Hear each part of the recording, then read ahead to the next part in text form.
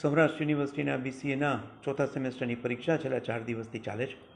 આજે યુવરાજસિંહે જે જાહેરાત કરી તે મુજબ આ પેપર સવારે 9થી 9:20-25 સુધીમાં વિદ્યાર્થીઓ પાસે આવી જતું હતું. કોઈ ગ્રુપમાં આવી એને જાહેરાત કરી છે.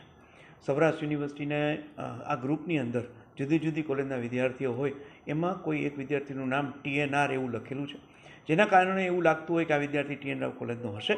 તો વધુ સ્પષ્ટતા કરવાની આજના જ દિવસે જે પેપર ફૂટેલું છે એ પેપર સૌરાષ્ટ્ર યુનિવર્સિટી દ્વારા જે ડાઉનલોડ થવું જોઈએ એ અમારી કોલેજમાં 9:37 સુધી ડાઉનલોડ નહોતું થયું. એ ગ્રુપની અંદર ઓફિશિયલ યુનિવર્સિટીનું ગ્રુપ છે, તેમાં અમારી કોલેજે જાણ પણ કરી હતી.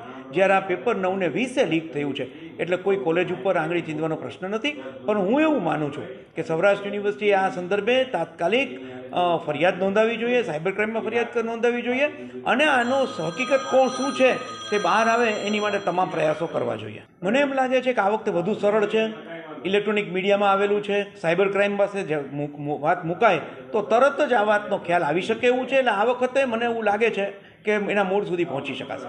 કમનસીબી છે કે સૌરાષ્ટ્ર યુનિવર્સિટીના કુલપતિ છેલ્લા 10 દિવસથી કેમ્પસ ઉપર નથી આવી. સૌથી મહત્ત્વની પરીક્ષાઓ ચાલતી હોય ત્યારે કુલપતિ ગેરહાજર હોય અને એની ગેરહાજરીમાં આવડું મોટું તંત્ર ચાલતું હોય, એ ચાલે નહીં. યુનિવર્સિટીના કુલપતિએ કેમ્પસ ઉપર હાજર રહેવું જોઈએ. આવી કોઈ પણ ઘટના બને ત્યારે એ કુલપતિ અહીંયા હાજર હોય અને એની ચિંતા વ્યક્ત કરે અને તરત જ એની આગળ એક્શન લે. તો ભૂતકાળમાં આપણે જે પેપર ફોડનારા લોકો હતા એને ક્યાંક ને ક્યાંક પકડી શક્યા હતા, આમાં પણ આપણે ચોક્કસ પકડી શકીશું. મને એમ લાગે છે કે આમાં યુનિવર્સિટીએ પારદર્શક જ વાત કરવી જોઈએ. હું એ માગણી પણ કરું કે આ બધી જ હકીકત જે યુવરાજસિંહે આપી છે એ યુનિવર્સિટીએ મેળવી અને સાયબર ક્રાઇમમાં આપવી જોઈએ અને યુનિવર્સિટીએ પોતે જ ફરિયાદી બનવું જોઈએ.